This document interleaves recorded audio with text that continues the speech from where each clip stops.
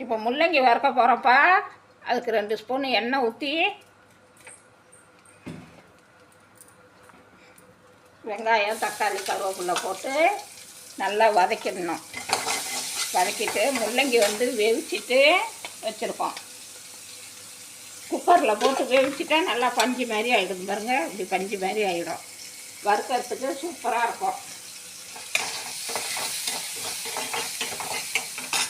இப்போ கருவேப்பிலை, அடுத்தது கொத்தமல்லி, அப்புறம் கொஞ்சோண்டு மஞ்சள் தூள், அதுக்கப்புறம் கொஞ்சோண்டு சோம்பு தூள் எல்லாத்தையும் போட்டு நல்லா வதக்கிட்டு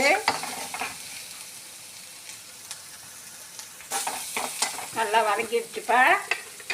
கொஞ்சோண்டு சால்ட்டு போடணும்.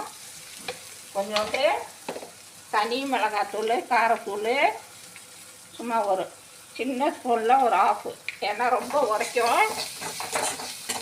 அவ்வளோதான். இந்த முள்ளங்கியை போட்டு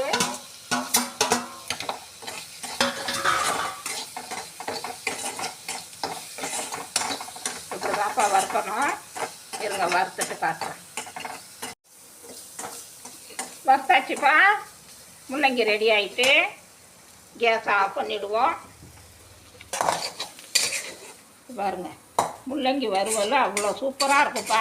நல்லா குக்கரில் போட்டு உப்பு போட்டு மஞ்சத்தூள் போட்டு அவிச்சிட்டு அதுக்கப்புறம் இந்த மாதிரி வெங்காயம், தக்காளி, சோம்பெல்லாம் நசுக்கி போட்டு வறுத்திங்கன்னா நல்லா சூப்பராக இருக்குப்பா. முள்ளங்கி அப்படியே நல்லா அருமையாக வெந்திருக்கு பாருங்க. பாருங்க, அப்படி வெந்திருக்கு முள்ளங்கி. நல்லா நீங்களும் இதே மாதிரி செஞ்சு பாருங்கள். இந்த வீடியோ பிடிச்சிருந்தா லைக் பண்ணுங்கள், ஷேர் பண்ணுங்கள், சப்ஸ்கிரைப் பண்ணுங்கப்பா, கமெண்ட் பண்ணுங்கப்பா. தேங்க்யூ.